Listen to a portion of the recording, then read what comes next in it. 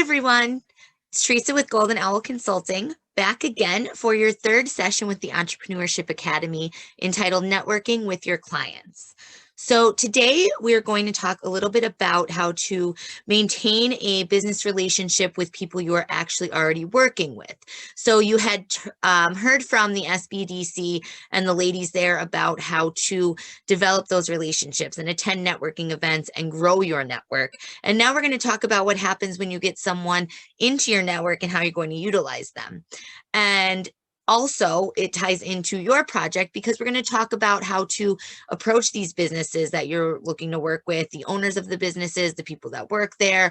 And we're going to talk a little bit about how to cultivate and develop that relationship so that you can then work and feature those businesses in your videos that you're going to produce for this project. So let's get started. Networking with your clients. In this session, we're going to learn general networking tips, a few things that I found helpful throughout my networking journey, because as ladies at the SBDC had said, it is definitely something that you're going to constantly be doing, and it benefits you so much that you do want to be doing it very often and a lot, and you want to get good at it and learn how to do that. So I'm going to share a few general tips with you, and then we're going to talk about things that you should do before making contact. Now, this can go with a follow-up from someone that you met at a networking event. But how we're going to approach this is things that we should do before we reach out to the businesses that we're looking to prospect to feature in the video that you are producing for the class. Then we're going to talk about how to initiate the conversation with those individuals, with those businesses, and how we're going to take that and turn it into a phone call, an email, a drop-in. And we're going to talk about a few different ways that you can go about approaching and initiating the conversation to ask these local businesses to be featured in the video that you're making.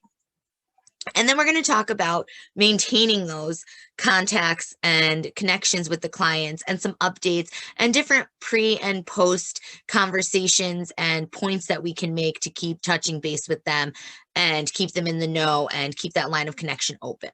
So one thing I learned from starting networking years ago at Temple University to now where I have been part of running and maintaining a networking group, and I am part of a few business networking groups still that meet virtually and can't wait to get back in person. But these groups are so beneficial for so many different reasons. You can meet new people at these groups. You can grow your own business. You can help others to grow your business, and you'll form connections that will help you in so many ways that you couldn't even think of. Networking has truly been my main source of business. All of my clients that I am currently working with or have done projects with, I can connect back to someone that I have met through my business network or my personal network. So when people tell you the importance of networking, it truly is something that you should take advantage of as much, as often, and frequently as you can.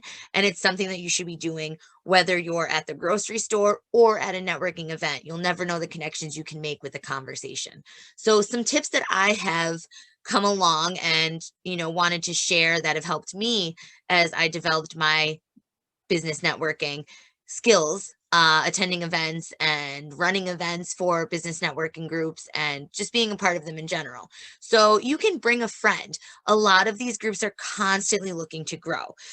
You can ask them if you attend a meeting, if you can bring a friend with you, let them know what your friend does. I have a network of friends who some have a side hustle, some have a main full-time their own business as an entrepreneur, and some are salespeople for other businesses, but their job is to sell that company and they need to be out networking as well. So find a friend, build a network, and have a couple people that you can call or text and say, hey, I'm going to this event. I have an extra ticket. Let's go. And you two can work the room together. And it's a lot more comfortable when you're just getting started to have someone there who knows you and can help you just as much as you can help them. And then you'll really get to meet a lot of people. And I've done that a lot. And although I'm very comfortable with networking now, I still bring friends because they sometimes don't know the benefit of networking. So it's great to always help and continue to bring friends and grow the groups as well, because that'll benefit everybody. You should take notes and keep track of who you meet.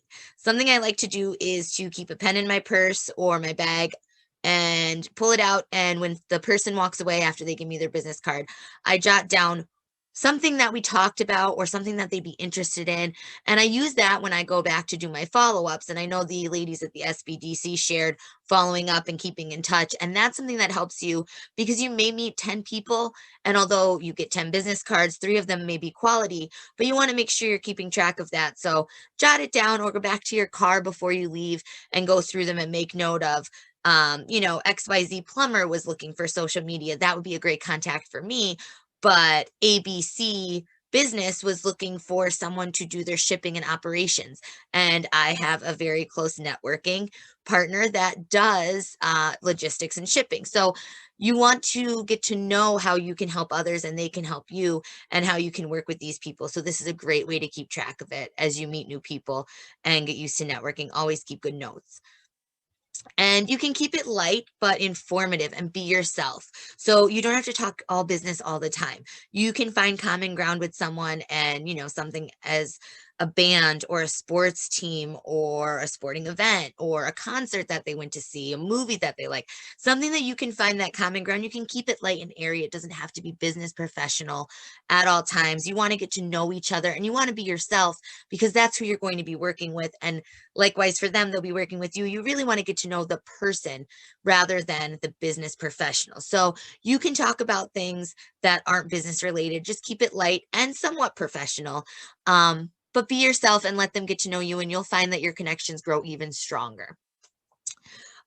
Connect the dots. Always be connecting the dots. If you meet someone that works for a company that you're familiar with, or someone that may work there, bring that up, connect the dots and say, hey, I actually know so-and-so. They work in your HR division and they may know that person, and that will help you to develop a conversation.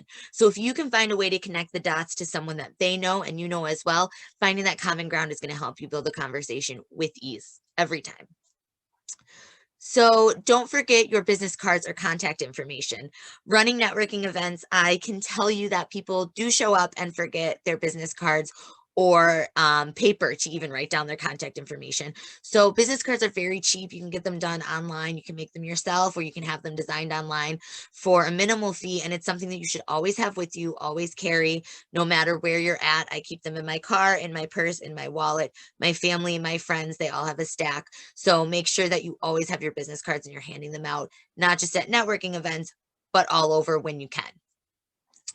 Always follow up, but don't be pushy. So you always want to follow up with those connections, which leads back into taking notes.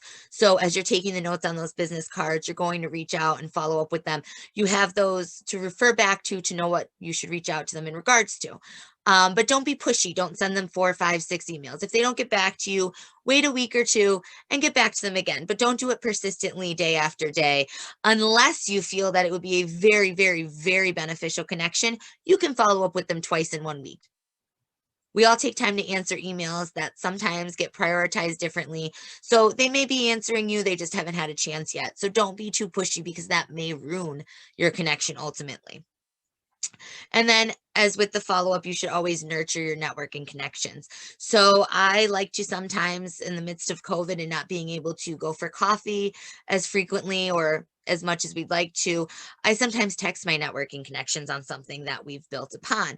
I have a friend that does stuff with a side business where he does baseball cards, basketball cards, football cards, and sells them online. So we were talking about the March Madness tournament. I texted him just to reach out on that common ground. I knew it was something we were both watching and both paying attention to, and it kept us in touch. And you can do that from time to time, and it's great because they want to hear from you too, but we all get busy. So make sure once you have these connections, you're nurturing them and following up with them here and there. And when things go back to normal, grab a cup of coffee with them or a lunch or something light and just catch up, because that's very important to take the time to build those connections. So now we're going to prepare for the ask. How are you going to approach the businesses that you want to feature in your videos and get them to participate? We're going to go back to that rule, connect the dots and see who you know. If you know that you want to feature a local restaurant, who owns that restaurant? Do you know someone that works there? Do you know someone that knows somebody that works there? Connect those dots out and see how you can get introduced to that business on a more personal level. See who you know there. It can be someone who's eaten there before and said, oh yeah, I've talked to the owner before. Oh great, what's his name? Something very simple like that. But connect the dots, see if you can make connections. That's your first. Then you're going to find out more about this business. You are going to go to their website, look at their social media, know things about them. You don't want to call them and offer them this opportunity to be in this video to promote their business and not know anything about them. They want to know that you chose them because you did look into their business.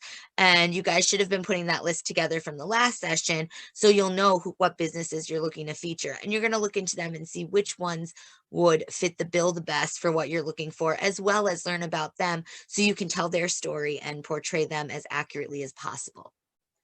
That will also include finding out more about the business. So finding out who you will need to contact there. That'll be done during your research, and just keep notes. And that's something you can ask your connection as well. So what you want to do before you make the call or email them is be able to explain the who, what, when, where, how, and why of this commercial. Who are we featuring? What do we want to portray? When will we be filming? When will we be looking to release it? Where will we be filming? How will we be portraying this message? How will their business be used? And why have we decided to do this? Now, for you, it was a project, but I know that once you start getting involved and meeting these local business owners, you're going to see why you're doing this and why this means something to you to complete this project, and be able to convey that to the business owners. After you've completed all of these steps in the process, learned about the different businesses, figured out how you're going to approach them in your pitch and the reasons behind your work, you can decide how you will approach the initial contact. Now, if you know someone and you have found a connection through those dots of who may work there or who may know someone there, that's the best connection you can take. So take the time to ask that person, hey, I'm working on this project and I know you know the owner of ABC business. I'd really like to get in touch with them to feature their business. Do you think you could reach out to them and make a connection for me so I can get in touch with them? 9 times out of 10, people will say yes to this for you. So this is something that's done constantly in business networking. You will reach out to someone and ask them, hey, do you know this person? And if you have a good relationship with them, they'll contact them, put you in contact, make the conversation a lot easier. There's no weird introductions because everybody now has been introduced by a mutual connection. So it's like, hey, easy done. You can also reach out to them by phone, email, or stop by if the business is open. And this is just going to be based on your comfort level. I personally think that the in-person or phone approach is great.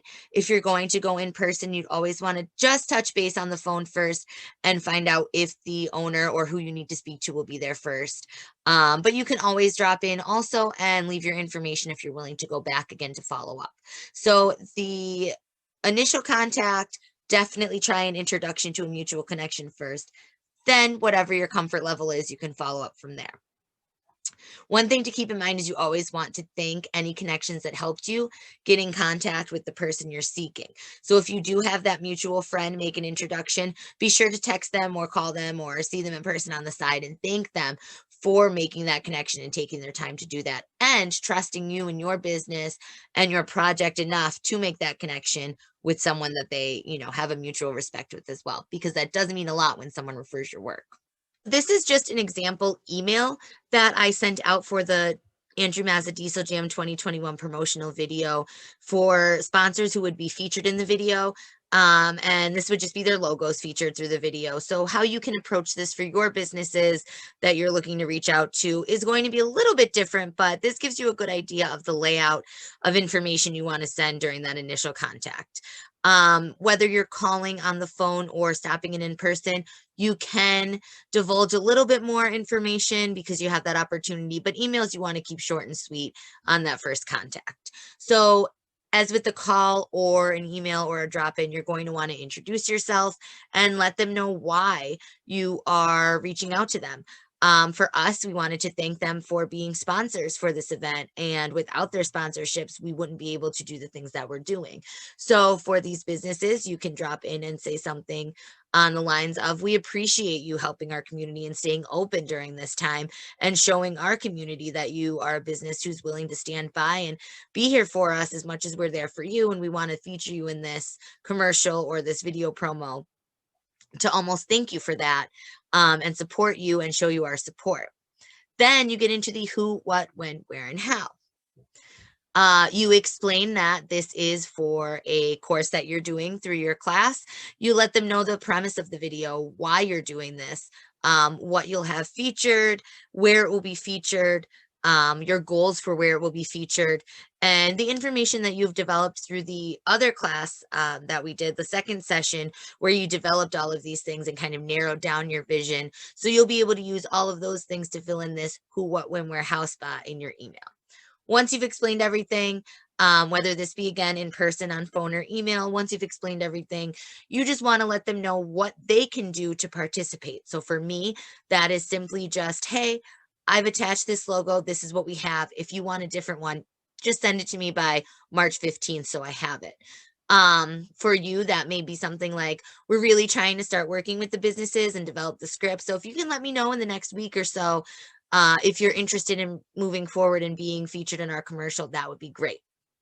And just put a date on that for them so they know when their deadline, I guess, essentially is.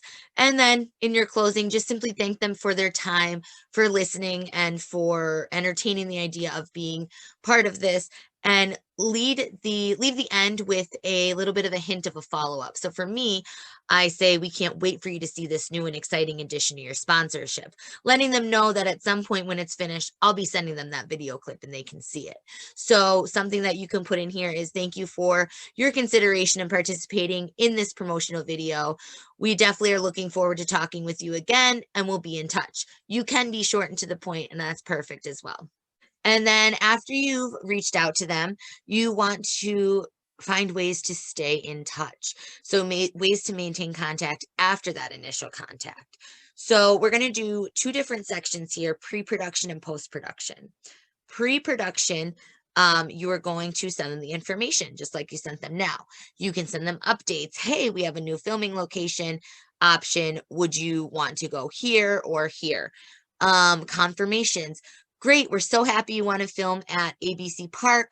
We'll see you there. Here's the date, here's the time, here's what you need to bring, or some questions that you have to prepare. And then as you get closer, you can send them schedules for the day. You can ask them questions as you're developing their scripts and their content and their information. So you can dive into a lot of different ways to touch base with them, and maintain connection, maintain communication while you're in pre-production before you get the video started on site with them or wherever you're filming with them. Again, don't be too pushy. Little check-ins here and there are great. You don't want to send 12 schedule updates when you can send one email saying, hey, here's the schedule that we put together. So just use your judgment with that and be able to touch out and communicate, but not too much. So after that, after the video is done, you're going to need reasons for post-production communication. I always think that sending a thank you note, not an email, but a handwritten thank you note to each of the participants is a great idea. I send handwritten notes very often to clients who refer me to other clients, and help me grow my business. I think a handwritten note goes a long way. So I would suggest that you as a class sit down and write a thank you note to different businesses or people that helped you throughout the class, and give that to them as a token of your appreciation. That'll go a long way. They'll remember, and they'll want to participate in this business academy, this entrepreneurship academy, for future classes. You can let them know release dates. Hey, great news.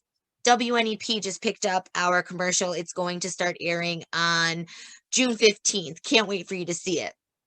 Something like that, very short, very to the point, but letting them know that you're excited, they're excited, you're sharing that, and they'll know where to find the information, and you're still thinking about them. Other marketing pieces that you can send them, if you have events coming up that are going to incorporate this project or you think may benefit their business, you can send that.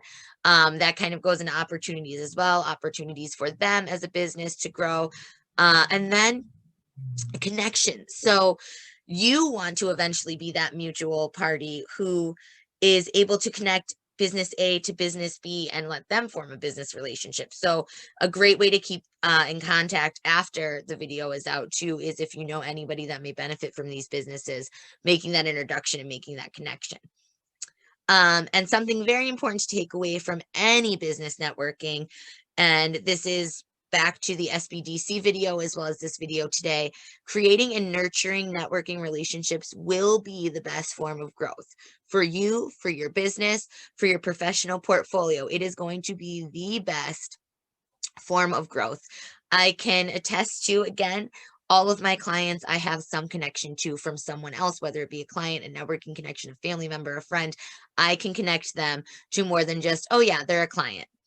And that has been what grew my business. I don't have any clients at all that I cannot make a connection to. So remember that nurturing and creating those relationships and maintaining them and putting some effort into them are going to be a huge asset, not just now, but down the road for your business and your future. And that concludes session 3, networking with your clients. I hope that you guys were able to take away some good advice and tips and tricks on reaching out to businesses that you want to feature in the video and that you'll be working with in the future as we continue the course and start video production. The next coming class that we have for you is from Dan, who is a networking connection of mine. Dan and I have partnered up on a project pre-COVID. Unfortunately, we didn't finish to completion because of COVID, but we are looking forward to working on events in the future and definitely some projects in the future. And Dan will tell you all about video editing tips, tricks, and advice. So if you have any questions regarding any of the things that we talked about, or any questions moving forward as you develop your content and your storyline for your video, reaching out to businesses, please ask your teachers and they will let me know. And also all of the businesses that you're reaching out to, if your teachers would send a list over, I can take a look at those and see if I have any networking connections with them, or have a contact who has a contact with them. And I can try to make that introduction for you to those businesses and bridge the gap so you can start communicating with them about featuring them in the video. Have a great day. And if you have any questions, again, please just let the teacher know. We'll see you soon.